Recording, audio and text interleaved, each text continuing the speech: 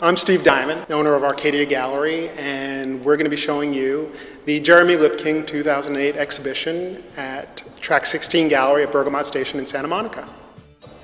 Over the years, Jeremy's work has just, for me, improved in terms of his confidence as an artist, and that comes through in the quality of the way that he paints.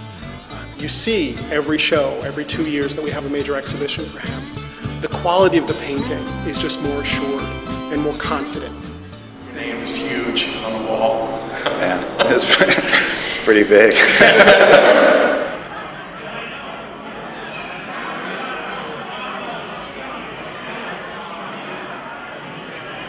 I tried to get a group of paintings that had, some kind of continuity running through it. I mean, I didn't want it to be all over the place. Even though there's a pretty, there's a wide range of subject matter.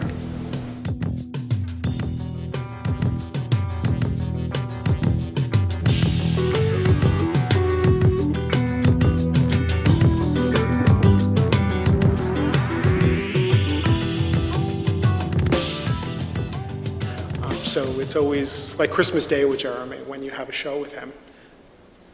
Good, perfect. Even though I'm Jewish. Well, what we find is with each show that we have, his collector base grows. It's not as if we're selling his works or attracting the same core group of collectors from year to year. Each year that Jeremy is represented by the gallery, his work is seen by more and more people. We get more and more recognition by the media in terms of art magazines that are covering him and that are recognizing him. So each year, the demand for his work continues to grow, and each year the number of people that want a specific piece, whereas there may have been a few, now there are too many, which is really not a terrible thing for us to have to deal with.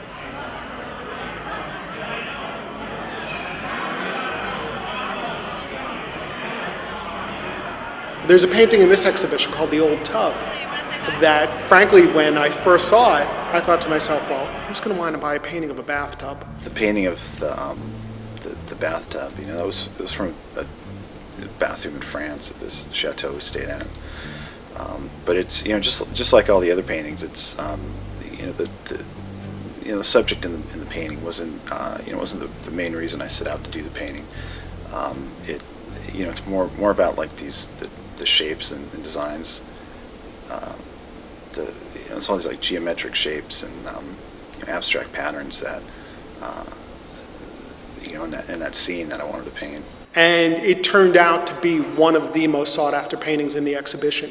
We had numerous qualified collectors who have bought works by him before, but who were willing to go down another road in terms of selection of subject matter. It's probably the light that interested me at first. There's two windows. There's on the right side it was a little cooler light, and there's a warmer light coming through the window in front.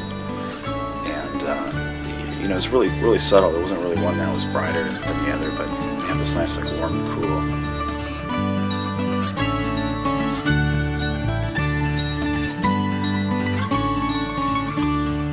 I'd have to say my favorite painting in the show is the Spring Figure, the large painting of Danielle, outdoors in the Aspens. And why is that? It took so damn long. That's why.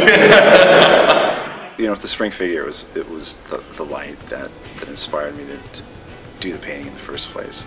I wanted to do a painting at that time of day, just after sunset when it's starting to get dark, and there's this warm, this really subtle warm light, no hard shadows, and the light's just really soft and diffused, and really subtle. These transitions between like the warms and cools, the camera can't pick it up, and it's sometimes even hard for your eye to see.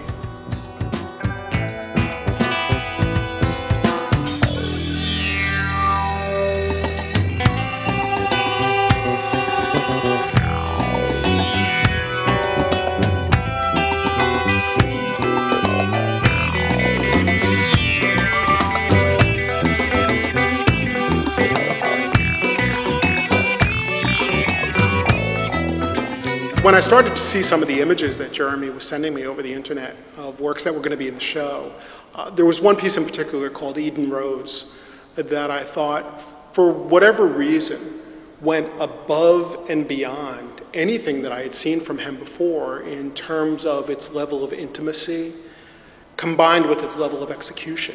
The painting I did of my daughter Skylar, the Eden Rose, that a subject like that, it's can really easily become like really sentimental, and so it was hard. I don't want to really create like a sentimental painting or a cute painting. I think it's less sentimental when it's more more about the design, the light and the rhythms and the color in the painting.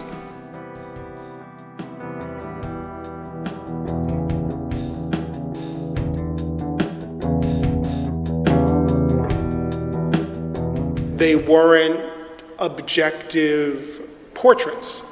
This was a painting that you can see truly had an emotional content and an emotional deep-seated meaning for him. And it came through in the work. What I see for Jeremy 5 years from now is also what I see for the entire genre of representational painting in the art world.